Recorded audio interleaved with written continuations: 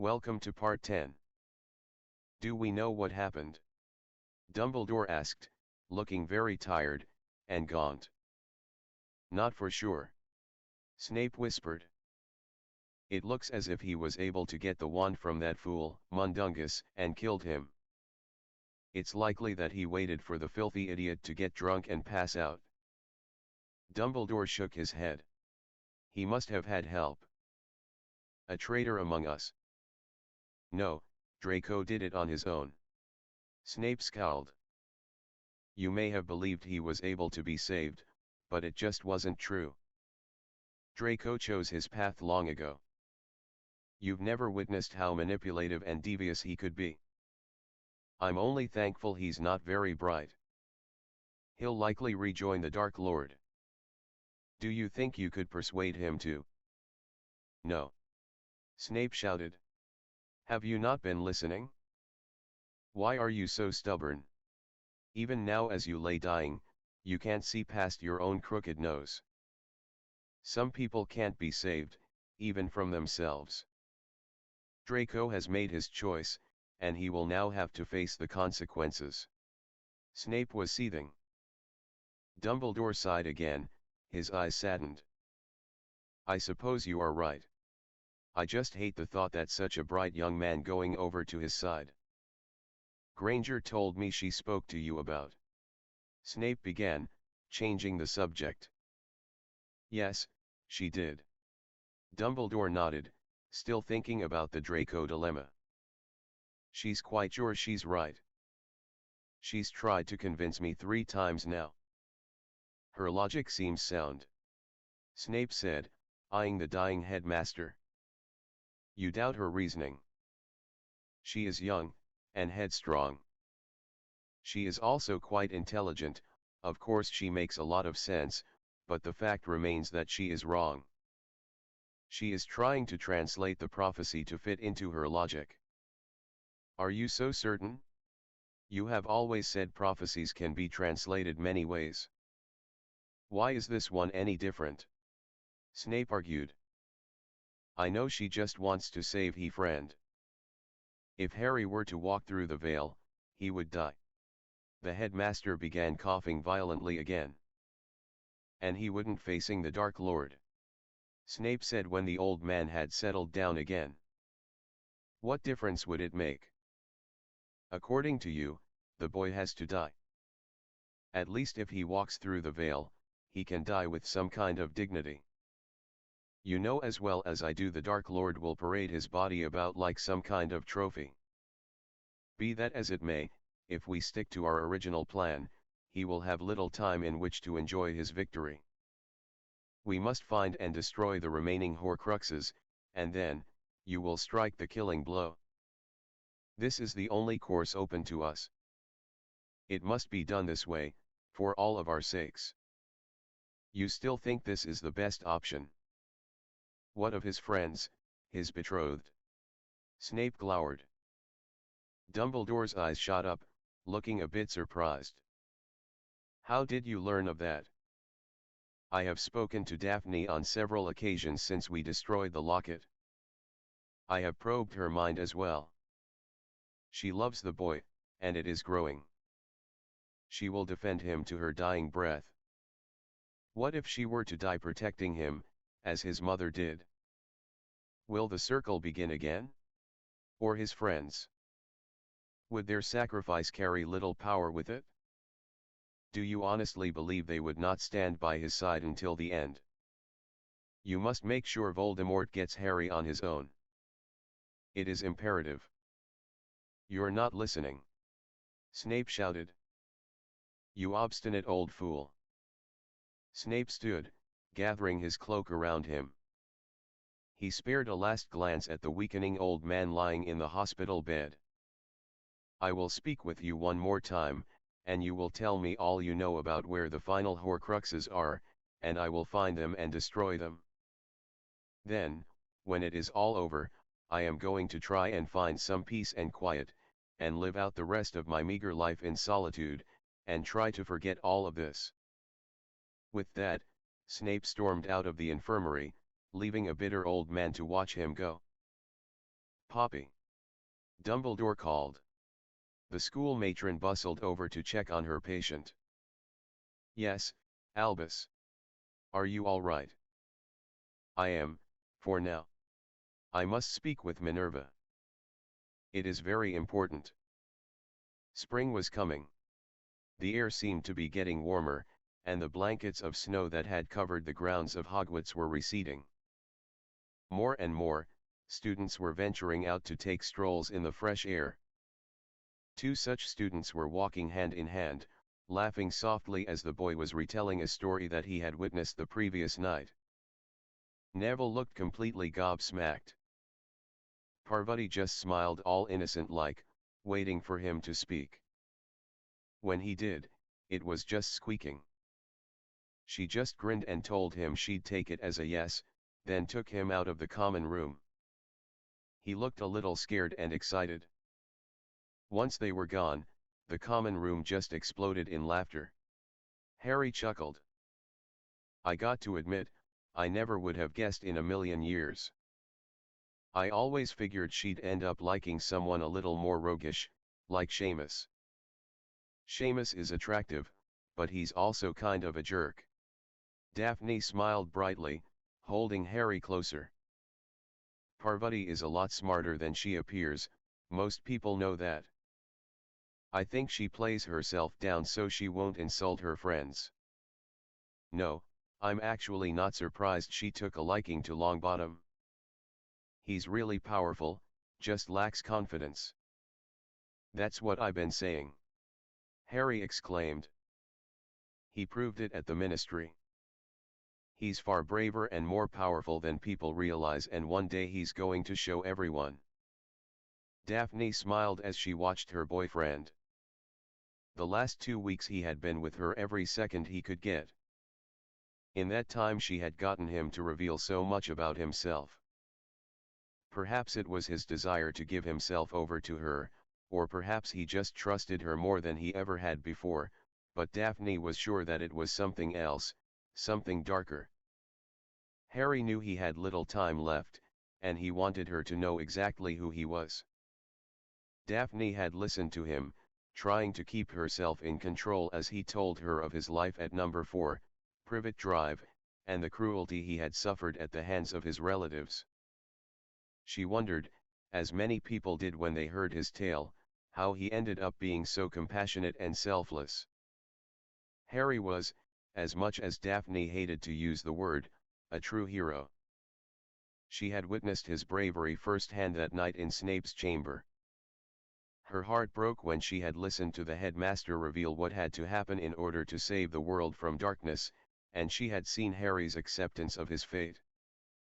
She had realized that night after the Horcrux had been destroyed, and Harry lie in the infirmary, that she loved him. She could not say when exactly it had happened, only that it had filled her up with such happiness, and a fierce determination to protect him. In the following weeks, the two had grown ever closer, and Daphne cherished it all. At night, however, when she was lying in bed alone and away from him, she was subjected to an all-consuming dread. Her dreams were filled with images of seeing her lover struck down, with her helpless to stop it. Worse still, it had done nothing to stop the looming darkness. Dumbledore's great plan had failed, and Harry had died for no reason at all. Each morning, Daphne awoke angry and heartsick. Each morning, she vowed to make the most of her time with Harry. You know, we haven't been to the room of requirement in a while. Daphne mentioned, glancing sideways at Harry. What do you say to a private dinner there? Harry grinned her favorite grin. His eyes lit up and he looked as if he hadn't a care in the world, save her. I think I'd like that. It'd be nice to get away, or at least enjoy a meal without you losing your appetite because of Ron. Speaking of Ron, what's going on with him and Hermione? You've noticed, too? Harry asked, a look of concern slipping over his face. They're barely speaking to one another. Daphne nodded. Only in public. Hermione's been working on something, and she hasn't told us what it is. I don't ask because I know she'll tell us when she's got it all worked out. Ron is less patient, and it's causing friction. I think he suspects the worst, like she's seeing someone behind his back. Thankfully, he hasn't gone full out crazy and started following her. What if she just told him? They're both really stubborn, and after their last row, I think she'll be too angry at him to just confess to whatever it is she's up to. They'll work it out in the end. They always do. Harry said a bit bitterly. You're afraid for them, aren't you? Look, you can't say anything to anyone about this, especially either of them. Harry stopped, turning to look at her fully. I love them both, and I want them to be happy, but I was more surprised than anyone when they got together. They're so different, and I just never pictured them together, much less for as long as they have been. Ron's so impetuous and, well, lazy, and Hermione's very determined and smart. They do say opposites attract, you know. Daphne shrugged. True, but even opposites have some common ground. The only common ground they have is me. They're good friends, but I just don't see them being together for a long time. I want them to be happy, I really do, but I just don't think that it'll be with each other. Maybe they got together because it was comfortable, you know? They've been friends for so long, they knew they could trust each other. It was safe, and easy. Not that they thought of it that way, but on some level they knew it would be easier than trying to start something with someone they didn't know, someone outside of their little circle. Who knows, maybe Hermione would have been with you if it hadn't been for me. Harry thought about her words carefully for a long time as they resumed their stroll. You really are quite brilliant, he said after a bit. Daphne just smiled, shrugging lightly. Not to change the subject, but we haven't spoken about it in a while, and I've been rather curious. What I plan on doing about Dumbledore's quest. Harry finished the question. I don't know that there is much of a choice. Find and destroy the rest of the Horcruxes and then. He left the sentence unfinished. Daphne squeezed his hand gently. Have you thought about running? Just being selfish and leaving the country? Yeah. Harry nodded. 100,000 times. But, it would be wrong to allow the murdering to continue. I got a letter from Remus a little while ago, and he's sure the ministry is going to crumble.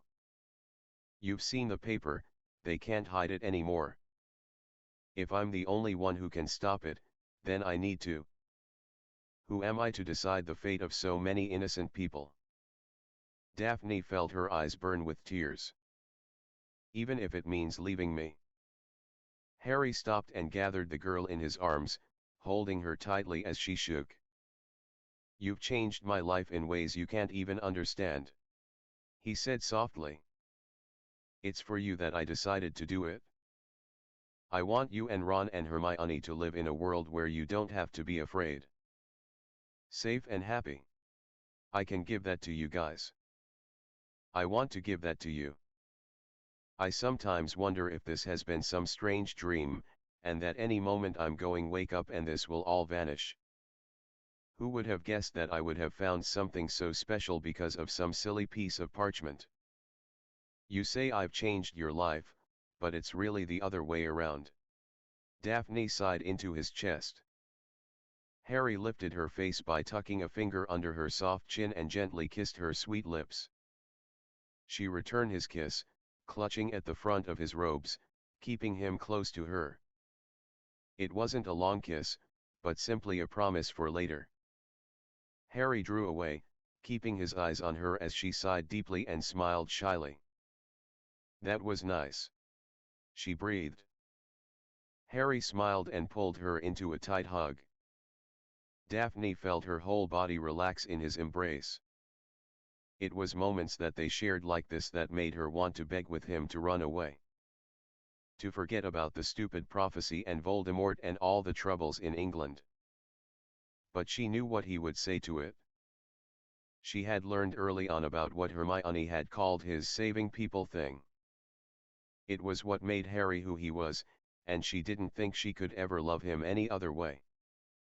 She took his hand and shivered slightly as the wind picked up a bit. "Well, if we're going to have dinner, I think I should get ready." She smiled. Harry quirked an eyebrow. "What do you mean you need to get ready?" "We just need to go up and—" "Not tonight." Daphne shook her head. "Tonight, I want to do something special. I want to have a real date. I think with the room's help, we can accomplish that. So, you should go and put on something nice, or at least transfigure something nice. I wish I had more of a notice, I could have gone shopping. You know, I've often wondered why you only wore those rags your relatives gave you. Why didn't you get some nicer things after you found out you had some money?" "A few reasons. The main one being that if I showed up with a whole new wardrobe, my uncle would have tried to get all my money. It wasn't really worth the hassle," Harry said, looking away from her. "Will you make me a promise?" she asked him. He turned back to look at her, nodding for her to continue. "This summer, you'll let me take you shopping. You want me to be your personal dress-up doll. I promise you'll like it. We can get you some nice things. I'm not saying we'll go crazy, just get you some things that fit properly. Wouldn't you like to have stuff that fits right and didn't belong to your cousin?" Harry nodded right away, smiling. "Yeah, I think I'd really like that." "Good. Now, my sweet, I want to see you in 1 hour outside the room. I get to change it for tonight." Harry drew her in gently and caressed her lips with her own. "I'll see you in an hour, then." There you are. Both teens looked to see Hermione coming down the stairs right towards them. "I've been looking for you for ages. I need to talk to you both. But, not here." Hermione's eyes swept about the entrance hall. "I asked Ron to go up to the room of requirement. Come on." Both Harry and Daphne watched Hermione as she began leading the way. "I guess this means our date is off." Harry sighed. "No," Daphne said firmly. "It's only postponed." Hermione was quite insistent, urging the couple to follow more quickly. Harry had seen his bushy-haired friend excited about things before, but this was beyond anything he'd ever seen. She looked like she was ready to burst, and extremely nervous at the same time. "You found them? Great," Ron called out as the three teens rounded a corner on the 7th floor. "Finally," Hermione huffed. "I told you to use the map," Ron chided. "What's going on?" Daphne asked, growing impatient. "In a minute," Hermione said, ushering them inside the room, which had taken on the look of the Gryffindor common room. Harry realized that Ron had asked the room to change. He knew it when he saw the Chudley Cannons posters all over the place. "Everyone sit down," Hermione ordered. Both Ron and Harry sent looks that told Hermione she was being a bit too bossy, and the girl only shrugged slightly. "Sorry, but there's a lot we have to talk about." "Well, get on with it," Daphne said, tugging Harry's arm so he'd sit beside her. "Okay, well, I'll just say it then," Hermione stammered, wringing her hands nervously. "I think I have thought of a way to get rid of whatever's inside Harry without killing him. But it's extremely risky." "How risky?" Ron asked, eyeing his girlfriend suspiciously. "He could die," she said in a rush. Daphne sat up a bit straighter. "So far it doesn't sound any better than our other option." "I know. He'd be risking his very life. But this way there might be a chance. Facing Voldemort is sure death. My way there is a chance he could live. Though it isn't definite. What is it? Harry asked wearily. He knew he was in for a long night. Well, you'd have to, Hermione looked at Harry very nervously, looking to Ron and then Daphne. She kept fidgeting, and Harry knew he was not going to like what she had to say at all. Hermione, just spit it out, he said, growing impatient. You'll have to walk through the veil. Silence followed as both Harry and Ron stared bug-eyed at the bushy-haired bookworm incredulously. Daphne could only look between the three with curiosity. What's the veil? She asked. Instant death, Ron said angrily. Hermione, I thought you wanted to help Harry. I do, Hermione said firmly. By killing him yourself, Daphne nearly screamed. Harry gave her hand a firm squeeze, trying to calm his girlfriend a bit. Look, I've been thinking about this a lot. I've done as much research as I could, but I can't find very much, but I know this will work. Look. Hermione went to her bag and pulled out a neat pile of parchment, laying them out on the small table in front of them. It's in the prophecy. Neither can live while the other survives. Dumbledore thinks it means both you and Voldemort. Hermione looked pointedly at Harry. I think he's wrong. Wouldn't be the first time, would it? Harry. I've been going over this in my head for ages. I'm sure that this bit refers to what's inside of you. The Horcrux. It's talking about you specifically. You can't live any sort of life while that thing is still in you. How can you be so sure? Daphne asked. Dumbledore. The other three teens let out a long low moan of frustration. Listen, when he explained why Harry needed to die, he said that if we destroyed all the Horcruxes and somehow managed to beat Voldemort, there would still be the one in Harry. Dumbledore said that eventually the Horcrux would take Harry over. It got me thinking. He also mentioned the veil as a way to get rid of Horcruxes. And you think I could just walk through the veil and nothing would happen? Harry wanted to shout. He was shaking as he envisioned the last time he had seen the veil. Sirius smiling serenely as he fell backwards and disappeared. I don't know, Hermione said, looking a bit sad. I've tried to look up anything about death, but there's nothing. All I know is that you've survived the killing curse because of your mother's sacrifice, and I think it might protect you a bit. What do you think will happen, exactly? Daphne queried. I think Harry will walk through and we'll never see him again, Ron said disgruntled. There won't even be a body to bury, Hermione. I'm not sure exactly what will happen, but I think that because the Horcrux isn't natural, it isn't a part of Harry naturally, there's a really good chance it will be torn out of him. And Harry will be free. Or, he could just walk in and never come out. Ron roared. Do you not remember Sirius? Sirius? Daphne asked, puzzled. Sirius Black. She turned to look at Harry, who was looking at Hermione dangerously. This is different, Hermione argued back. There's a lot of differences here. But you don't know for sure? Daphne asked, looking seriously at the brilliant witch. I know you want to help, but this doesn't seem any better than what Dumbledore had planned.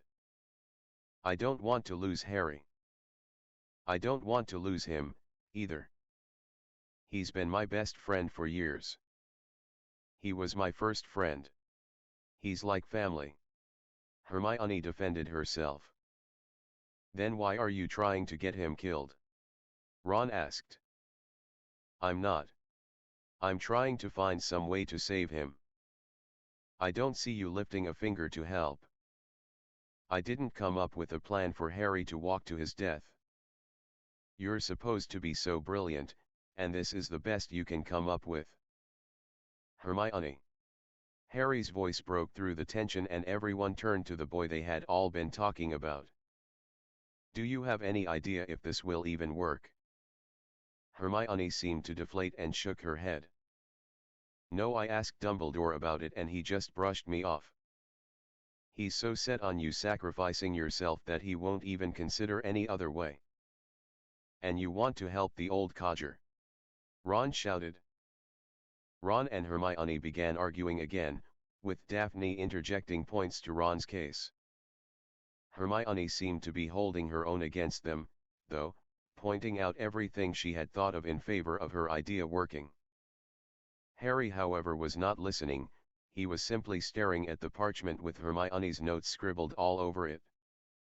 All of his focus was on the neat tidy scrawl that was uniquely Hermione's. Neither can live while the other survives. Harry had bought into Dumbledore's translation, as well.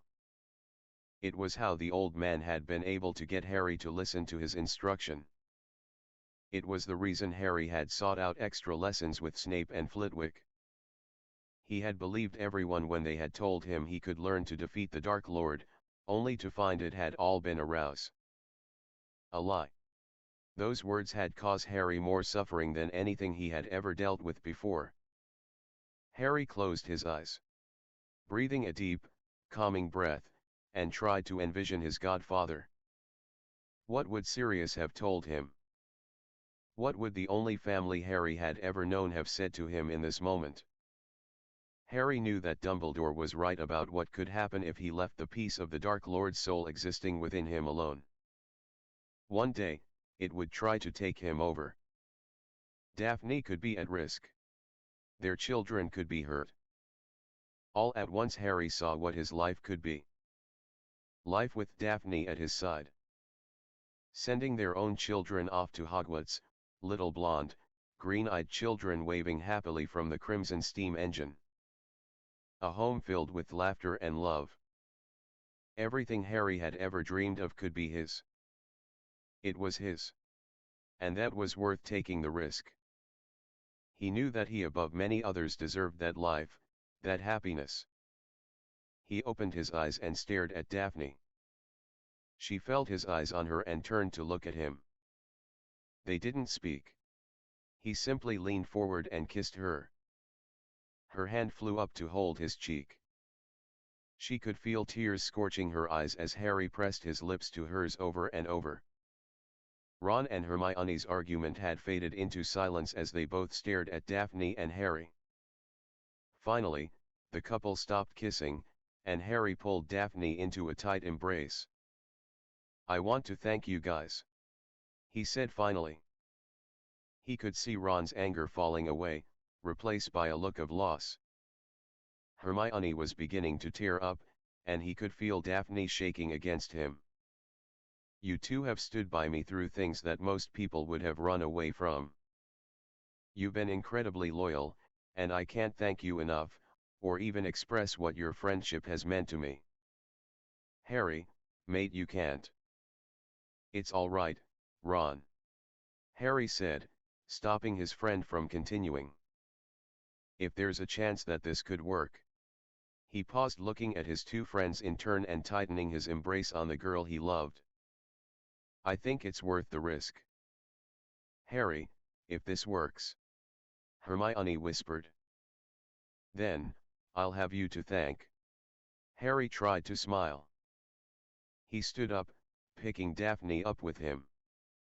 If you guys don't mind, I'd like to be alone with my girlfriend for a bit. Before anyone could respond, Daphne and Harry had left the room of requirement. Hermione began gathering up her notes and putting them away. So this is why you've been avoiding me? Ron said softly. I wasn't avoiding you. You know how I get when. This isn't working, is it? Ron said, motioning between the two of them. Hermione's tears came freely now as she shook her head. I wanted it to, I did. She said, unable to look at him. I really tried, Ron. I know. The redhead said, picking at a stray string on the chair he was sitting in. I should never have let you kiss me. I didn't want this to happen, she said with a pleading look to her boyfriend. Ron stood slowly, unable to look at the girl who had meant so much to him. I just want to say one thing before we end it. I know you're trying to help him, and I'm thrilled. More than you can imagine, I'm thrilled that you have a plan. If anyone could have come up with something to save him, I knew it would have been you. Hermione smiled a watery smile, and tried to reach for his hand, but Ron slipped out of her reach and headed for the door. If he dies, he said, pausing before leaving her, I will never forgive you. As the door closed, Hermione fell forward, heaving with her sobs. Night had fallen by the time Harry and Daphne reached the astronomy tower. They hadn't spoken a word since they had left the room. When they stepped out into the cold night, Harry sucked in a lungful of crisp air. He stared out over the grounds of his school, just taking in the grandeur of it all. We need to find the others before I do this, he said after several moments. You don't have to do this. We can find another way. Daphne tried, turning him so that he was facing her. He looked down at her, smiling gently. No, I want to do this. If I allow him to kill me, then he'll win. If I do it this way, and I don't make it, I'll still have won. Harry smiled a bit at the thought of a raging Voldemort. If you die. Daphne's throat seemed to close a bit and she couldn't continue.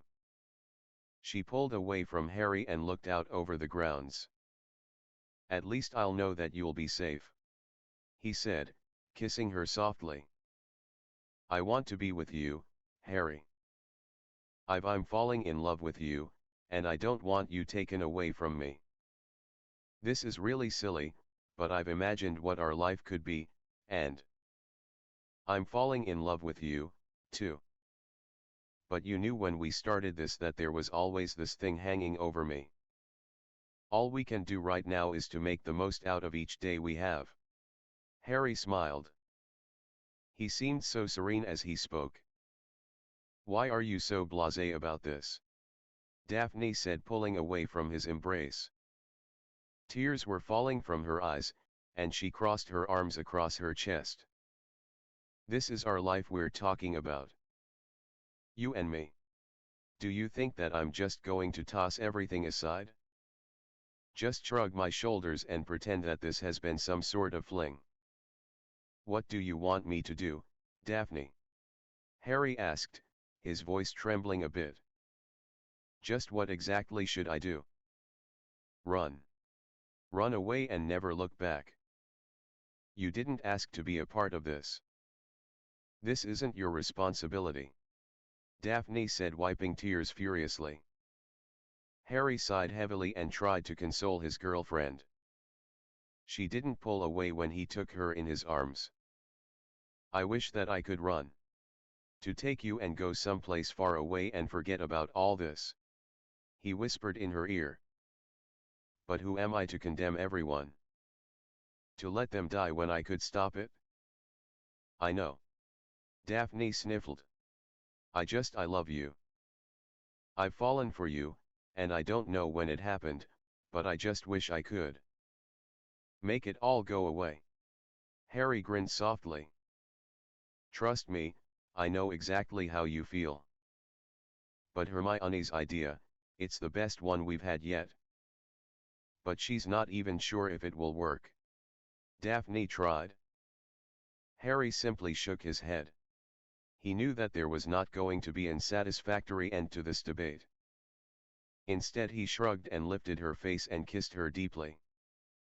He held her as close as he could and felt exhilarated when he felt Daphne returning his affection. They held each other in silence for a long time before Daphne's shivering became rather violent. Harry pulled his freezing girlfriend into the relative warmth of the castle and walked her to the entrance of her common room. I'm not giving you up without a fight. Daphne said when they were standing in front of the entrance to the Slytherin house. I'm going to go over everything with Hermione and I'm going to double-check all her work. I'm going to research on my own as much as I can. If there's another way to fix this, I'm going to find it. I love you. Those 3 words filled Harry with strength.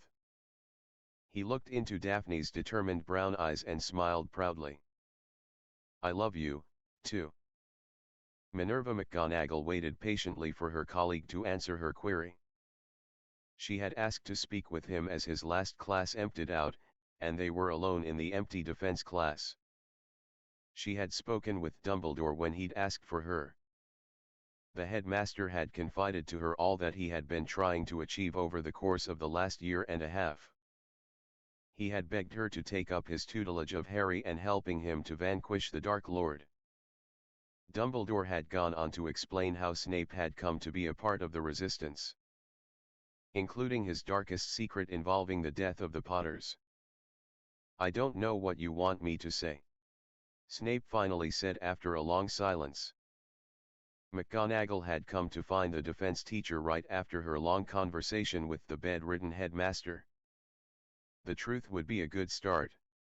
McGonagall snapped bitterly. She had been quite disgusted to learn of Snape's past and his eventual chance to redeem himself. She had known the man for many years now, and had never really liked the man, nor had she truly respected him. His favoritism of Slytherin House, and his treatment of students from other houses had been the cause of many arguments. The truth. What a novelty. Snape sighed. He peered up at McGonagall, who was giving her patent stern glare. It's true. I am responsible for the death of the Potters. I was the one who revealed the prophecy to the Dark Lord. It is the one sin I have never forgiven myself for. McGonagall stood up angrily. Damn you. You have tortured that poor boy ever since he got here, based on a childhood rivalry. I'm not blind, Severus. And it turns out you're the entire reason that boy's life has been so. McGonagall stammered. Just stop. Snape hollered. How much did the old fool tell you? Did he tell you of his own plans for the boy? He told me the Horcruxes had to be destroyed before Harry could face you-know-who, yes. McGonagall said firmly. So then he told you what the boy had to do? He told you that Potter has to die by the Dark Lord's hand because of the Horcrux within him. What? Yes, Minerva. According to Albus' grand plan, Harry Potter has to die for the sake of us all. And that is the truth. Snape said coldly. No. Albus would never. Put yourself in his robes, Minerva. What would you be willing to do to save millions? Would you sacrifice one child? One seemingly insignificant child to save the entirety of wizard kind? Would that be worth it? McGonagall slumped into her seat. I can't believe this. I admit that I have a deep-seated hatred for the boy. I also admit that it isn't entirely the boy's fault. But, and I need you to believe this, I do not want Potter dead. I swore on his mother's grave I would try and protect him.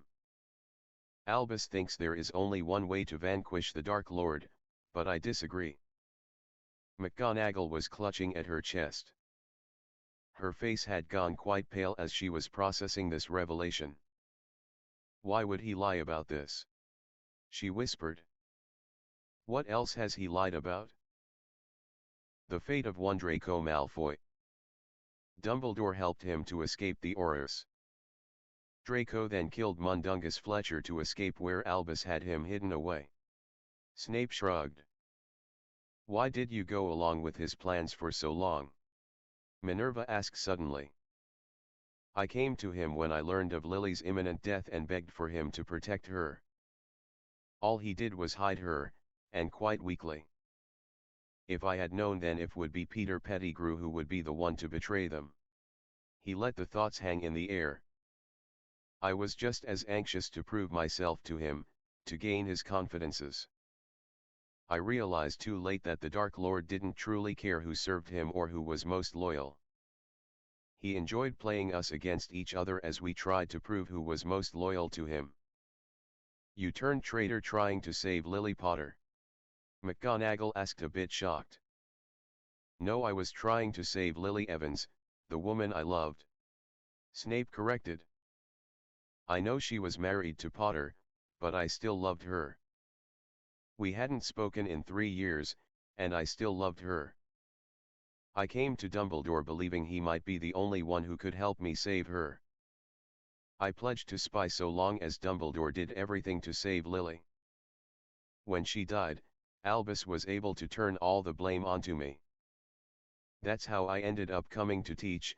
Albus thought I would be safer here, and I would be able to watch over Lily's son when he arrived. I never had any idea. McGonagall said softly. No one did. Snape remarked. I want to help, Minerva said after a long silence. I have watched Harry Potter grow into a very brave, selfless man, and I don't believe he has to die to save us. We can find another way through this that doesn't cost his life. There might be another way, Snape said, nodding to the Transfiguration teacher's pledge. But it won't matter if we can't find the other Horcruxes. How many are left? McGonagall asked, standing up and smoothing the front of her robes. I think it's time to find out. Albus Dumbledore was tired. Far more tired than he'd ever been in his whole 150 years. The potion from the cave, as well as the curse he suffered from destroying the Horcrux ring, were accelerating. He had so much left to do and his time was growing shorter. His plans to get McGonagall to continue Harry's training and help the boy find the remaining Horcruxes had somehow backfired after the deputy headmistress had spoken with Snape. In retrospect, the headmaster thought he should have left the defense teacher out of it. Unfortunately, Snape played such an integral role in his grand design, he had little choice. McGonagall had come charging into the infirmary like mad dragon, harping on about his using her to send an innocent boy to his death, and that she would have no part of his little game. Dumbledore had no more options left to him. He only had one final opportunity in which to convince Harry that his way was the only way. So it was, the dying man was now surrounded by the only people who had any chance in stopping the dark wizard known as Lord Voldemort. They had all come to see him to find out all they could about the final 3 Horcruxes. Dumbledore had every intention of telling them everything he knew about Voldemort's soul anchors. When it was finished, he planned to speak with Harry alone. So it's the cup of Hufflepuff, his snake, and something else, but you don't know what it is? Harry asked of the headmaster. No, but I believe it to be something belonging to Rowena Ravenclaw, as he seemed to favor artifacts of great importance. Dumbledore wheezed. Why would he use only things from the Founders? McGonagall asked. Lord Voldemort believes that because of his lineage, that they are rightfully his. He has killed to gain them for his needs. It is also why he hides them in places of great importance to him. Places tied to his power. Like the cave? Hermione asked. Harry turned to look at his bushy-haired friend who looked very tired and worn out. She had dark circles under her eyes, which were quite bloodshot. Indeed. Dumbledore nodded. It was one of the first places where his power manifested. So, where are these final 3 artifacts? McGonagall asked in the tone she usually reserved for bad students. The snake is most likely by his side at all times. She will be most difficult to retrieve, but not impossible. I am also positive that one resides somewhere within these hallowed halls, possibly in a place very few students, or even teachers know of. As for the third, the implication hung in the air for a moment before Harry responded. You don't know. Harry demanded angrily. You have no idea at all. I have suspicions. I believe that Voldemort might have bequeathed onto his most loyal of followers to hide. He would not have told them what it was, but asked them to put it someplace that he never had the opportunity to venture into himself. Such as? Harry asked impatiently. Someplace that is important to wizards everywhere. A symbol of standing. Dumbledore wheezed before breaking into a long coughing fit. Gringotts?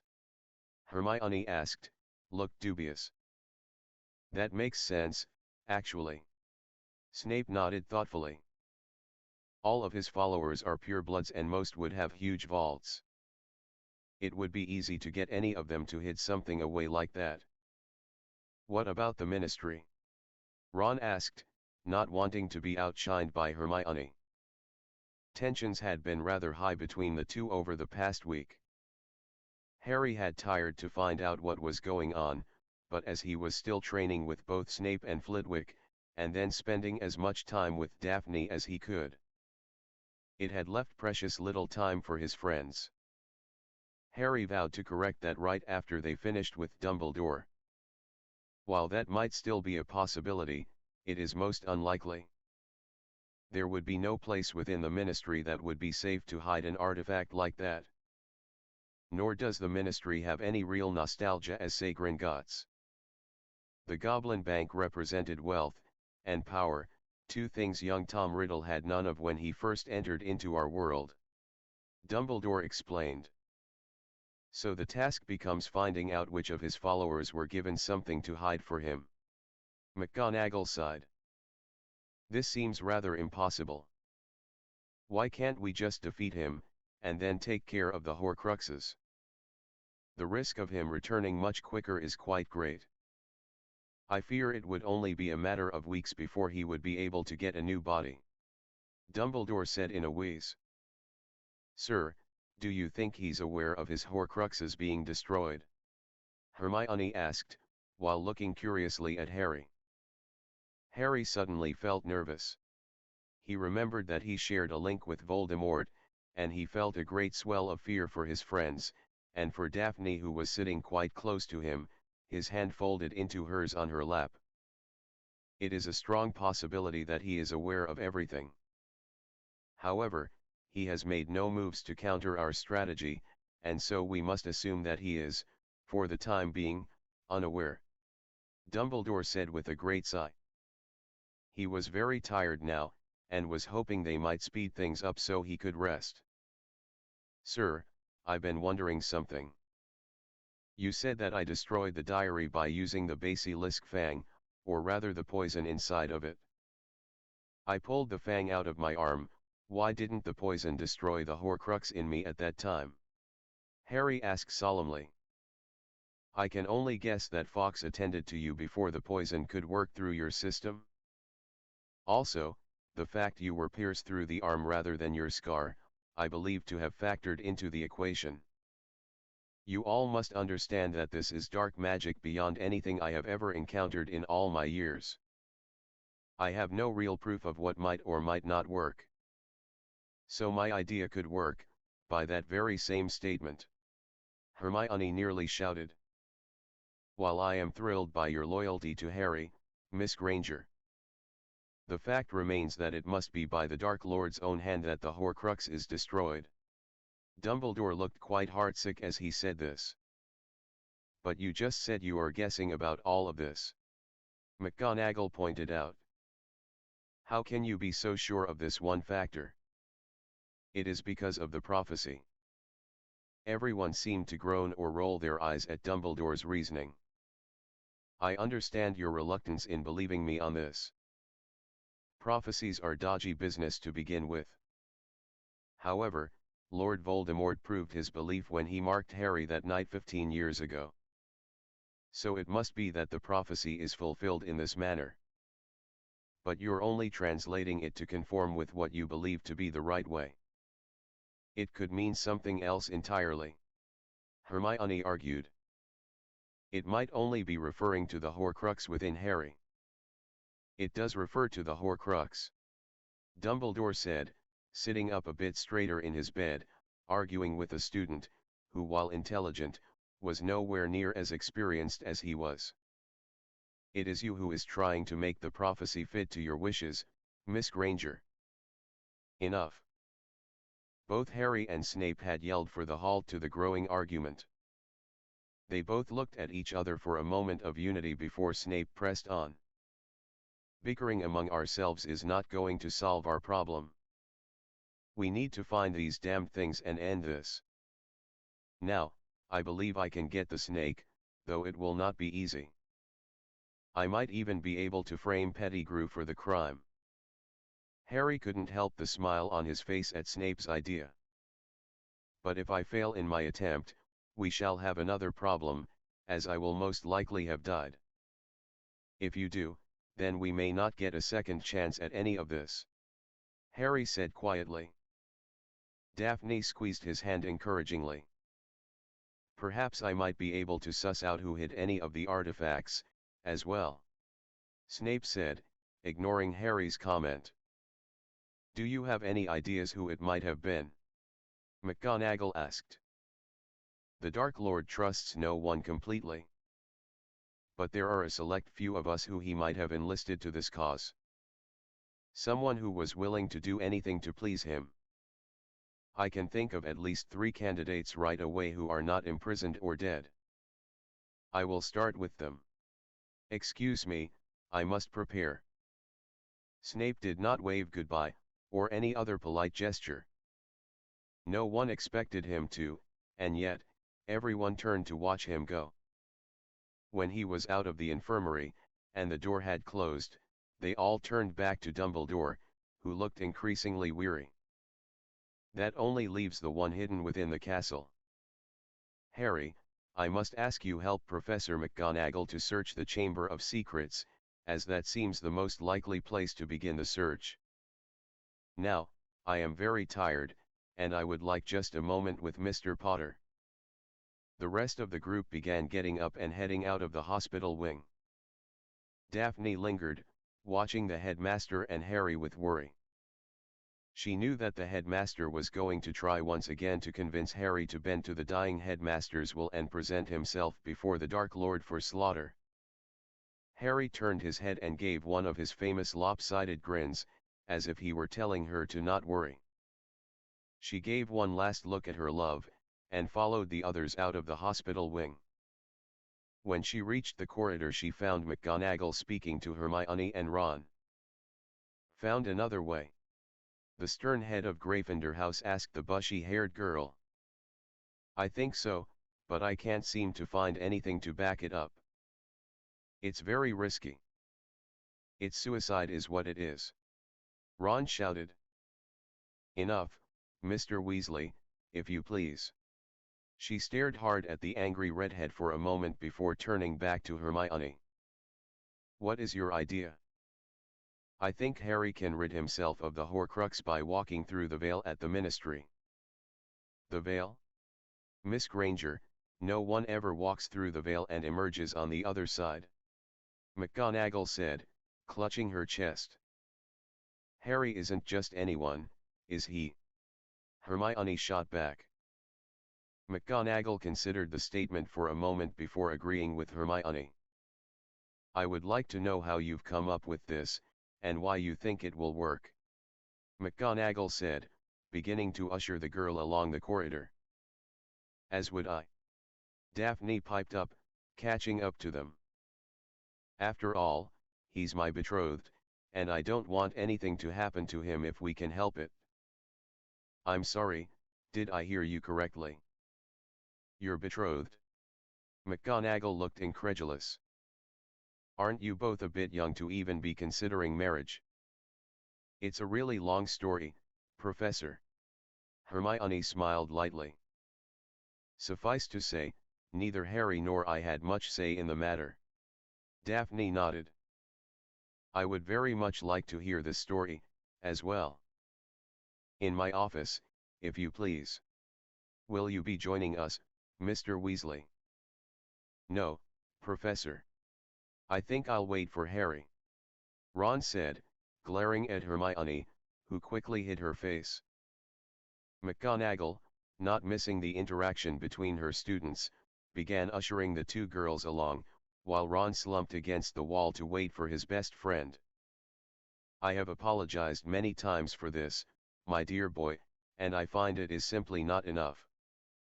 I have truly tried to discover another way for all this to end," Dumbledore said when he and Harry were finally alone. "Sir Albus," Harry said.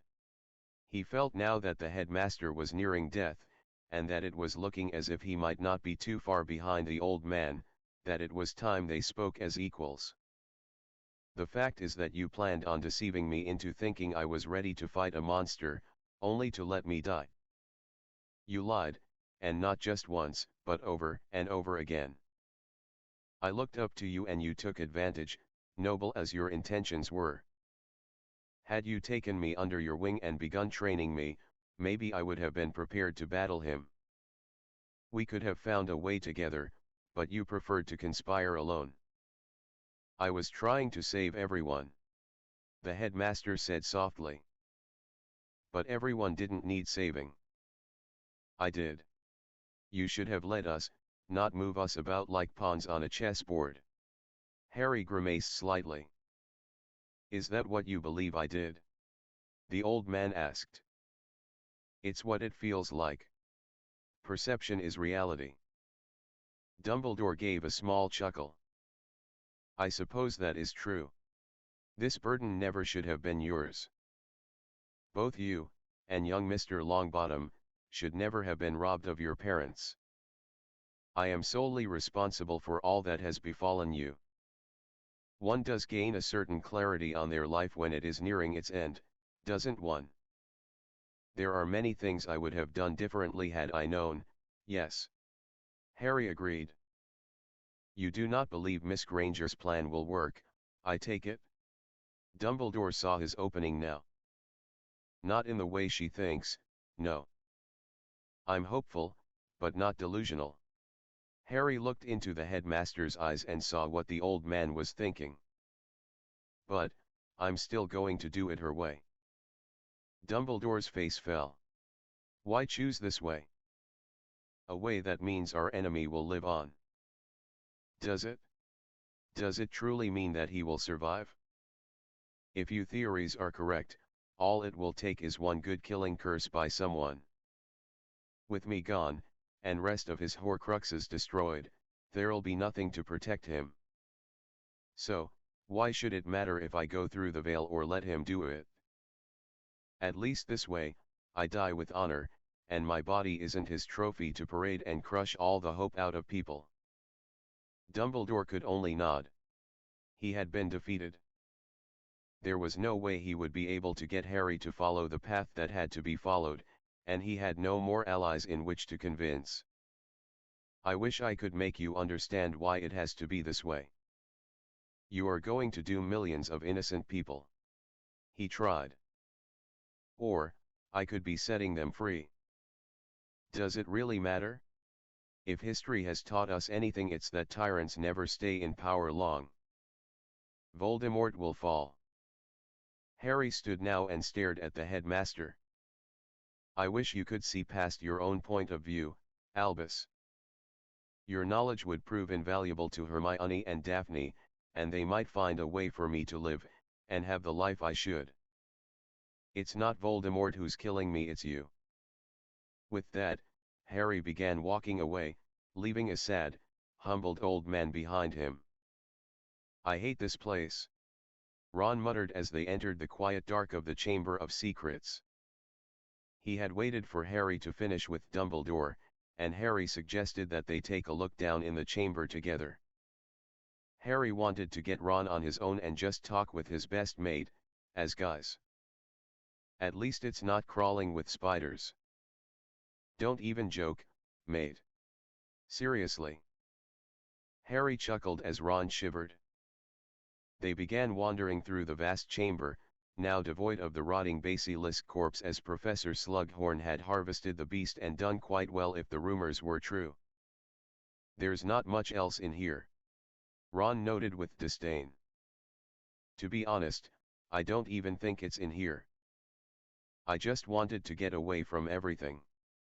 Harry smiled to his friend, who nodded in understanding. I get the feeling I'm not alone on that sentiment. Things are difficult right now. Ron grimaced. I broke up with Hermione. I shouldn't have done it the way I did, but at the same time, I feel like it was the right thing to do. I've been angry with her for a long time, and it isn't even her fault, I just blamed her. We were fighting pretty bad, and it really was my fault. All of it? Aw, mate. Harry said, patting the brooding redhead on the shoulder. We all make mistakes. You should try to patch it up with her. No. The two of us together was a mistake. Ron shook his head. I didn't mean get back together, but at least try and salvage your friendship. Oh. Ron looked up, obviously not having thought of that. I don't know if that can happen. I said some bad things. I kind of said that if you died, I'd blame her. How thick are you? Harry cried out. I know, I know. I'm a complete idiot, but I was angry and I just wanted to hurt her. I know I was wrong, but I wish for once you'd have listened to her and used your head. Damn it, Ron. I need you guys, and you're not helping. Harry said, slumping against a nearby wall and sliding into a sitting position. Look. Ron said defensively. You think this has been a walk in the park for me? The guilt has been eating me alive for a week now. Have you even noticed I've hardly eaten anything? Is that normal for me? Merlin, Harry. It was a mistake. It was a mistake for us to even cross that line, but we did. Why did you? Harry asked, now curious. I don't know. Fear, maybe. I was afraid that I might not get anyone to even notice me. There was Hermione, looking incredible. She's really blossomed into an amazing-looking girl. We had this history, and I guess I just convinced myself that despite our enormous list of differences, that we might make things work. The truth is that I think you and she might have made a real go of it, once you cottoned on, of course. What do you mean? Harry looked up quickly. You're telling me you never once noticed the different ways she acted around us? She was always more affectionate with you. You were always the first person she thought of, even before herself. Hermione liked me. Loves you, even with Daphne and you getting married, she still loves you. She always will. Had it not been for the contract, you two might have been together one day. You know she wanted you to ask her to the Yule Ball? Crumb got to her first, and she had to say yes, but she wanted to go with you. She never said anything. Harry said, reeling a bit. No, she never did, but she showed you thousands of times how she felt. We boys are pretty daft, though, and she was incredibly patient. Ron sighed, sitting next to his friend. How did you find all this out? Harry asked, still feeling overwhelmed. We talked more than we snogged, mate. Ron gave a little. It was nice being the one she confided in. Is that why you broke up, because of her feelings for me? Nah. I think we both knew within the first month that it wasn't going to last. Ron waved it off. We spent the last couple of months just talking. The fire burned out pretty fast, and I don't think either of us wanted to say it. We were too afraid to hurt the other. So, you ended up with the friendship you should have had all this time, only to piss it away. Harry shook his head. Yeah. I guess I did. I really do want to apologize and try and salvage what we built, but... You're too damned proud. No. Ron shook his head. I'm too ashamed. Ron, you've got to fix this. You and I both know there's a big chance I won't walk out of the veil. I need to know you'll be there for Hermione." Ron nodded slowly, not daring to look at his friend for fear that he might begin to cry. His fear of losing his best friend was slowly eating him alive, but he didn't dare admit to it. He needed to remain strong for Harry, to be there when Hermione needed him. Ron knew as well as Harry that Hermione had precious few friends, and that she might not be able to deal with the guilt she would surely heap upon herself if things went badly. "Promise me," Harry said after a few minutes. "Promise me that you'll look after her." Ron looked up and nodded slowly. "I promise to be there for her, no matter what happens." Harry smiled and stood again, helping Ron to his feet. "Now, how do we find this stupid thing?" Ron asked, brushing off his pants. "I don't know. If it were in the room of requirement we could just ask for it and—" Harry slapped his hand to his forehead and cried out. "What? Is it your scar? Is your scar hurting you?" "No. I'm so daft," Harry cried out angrily. "I saw it and I didn't even realize it. How can I be so damn daft? Come on. I know exactly where the cursed thing is." Hermione and Daphne had spent over 2 hours discussing with Professor McGonagall about Hermione's idea to use the veil to rid Harry of the Horcrux left by Voldemort the night he murdered Harry's parents. McGonagall had been helpful in pointing the girls in the right direction for their research and had even offered to write a letter to an unspeakable one of the employees in the Department of Mysteries, for help. Daphne had been quite thorough in her questioning of the Gryffindor bookworm about her theory. As they left the office, Daphne could see that Hermione was beyond exhausted, slumping along the corridor looking for all the world as if she might fall over at any moment. "Hermione, perhaps you should sit down," Daphne offered, helping Hermione to an empty classroom. "Thank you. I guess I haven't been sleeping well, or eating for that matter," Hermione said, putting her head on her arms on the desk she now sat in. Daphne gave another long look at the bushy-haired girl, and this time noticed that Hermione looked paler than normal. "I want to thank you, you're the only one to come up with an idea on how to save Harry," Daphne said gently. "You really care for him, don't you?" Hermione asked, casting her bleary eyes on the blonde Slytherin girl. Daphne smiled shyly and nodded. "He's kind of hard not to care for, once you start getting to know him." She grinned, then she sat up and looked at Daphne seriously. "I need to apologize to you. I was afraid you were going to hurt him, or something. The truth is that I have been quite jealous of you all this time. I had planned on revealing my own feelings to him, before we all found out about the contract between you two." "You love him? Like that?" Daphne asked, a bit surprised. "Is it so hard to believe?" Hermione looked unashamed.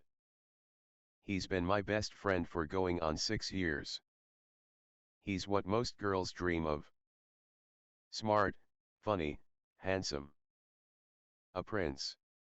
Daphne sighed, sitting down next to Hermione. "When I found out about you and him and that contract, it hurt really bad. I tried to distract myself and give it a go with Ron. After all, he's good looking, and he's been my friend as long as Harry has. But, we never clicked in that way.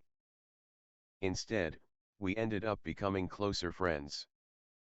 He and I haven't even kissed in 2 months. Shame really, as Ron's quite a good kisser. The fact is we're just too different, and I just don't feel that way about him. Maybe one day, but not now. I'm sorry. If it wasn't for the contract," Daphne began, "then you and Harry might not have found each other. I'm truly happy for you both. You make him happier than I've ever known him to be, and for that I thank you." I don't know that I could do what you've done, Hermione said earnestly. What have I done? Daphne asked perplexed. You've made him smile. You've made him feel love that he'd been denied growing up. You've made him see things differently. He doesn't just rush into things anymore. You did that. Hermione sighed, lowering her head back to her folded arms. Hermione, I don't know what to say. On one hand, I'm flattered that you think so highly of me, but on the other hand, I feel like I robbed you of something that should be yours. Just promise me that if this works, and Harry comes out of this okay, that you'll continue to love him with your entire being, because he does truly deserve it. Okay. I promise.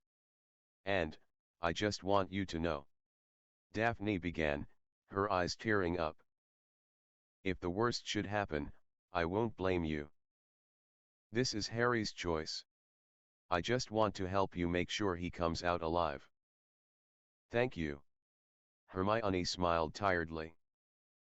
Come on. I'll get you to your common room. You won't do anyone any good if you're too tired.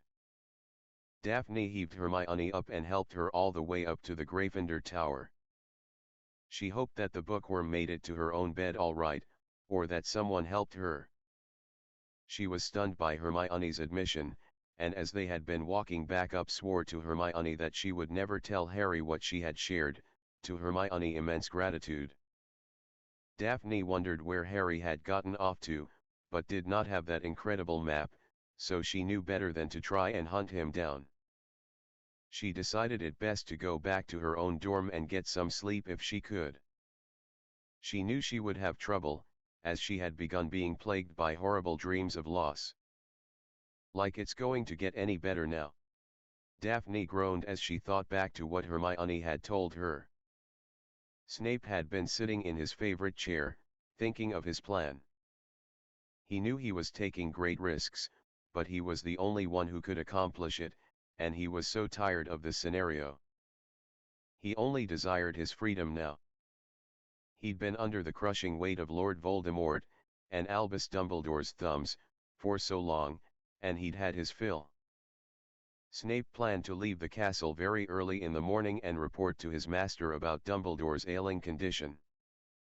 Then, he was going to set his plan in motion. It shouldn't be too difficult to achieve his goals, as he was quite gifted. Still, there were many factors, things could go wrong quite quickly, so he had to be vigilant. With so much that could happen, Snape knew he should feel afraid, but he didn't. He'd lost his capacity for fear long ago at the hands of his master. Now all he felt was hate. Hate for the delusional madman. Hate at that puppet master, Dumbledore. Hate for Potter for reminding him every day of what he'd done and what he lost. But most of all, hate of himself for being so weak in the first place. Snape had poured a soothing cup of tea to relax him so he could sleep. He would need to be rested before his journey began. He hated that he would be risking his own neck, but he also knew that no one else was in the unique position of being within Lord Voldemort's inner circle either. Snape was ripped from his reverie by a frantic knock on his door. A quick glance at his watch told him it was after curfew. He rose from his chair, readying himself to tell off whoever it was disturbing him. He opened the door quickly and lost his voice at the sight before him. Potter? What is the meaning of? Harry stood panting in the doorway, holding onto the wall to keep from falling over. He looked up at the defense teacher and gave a strange satisfied smile. We found it. Please like and subscribe.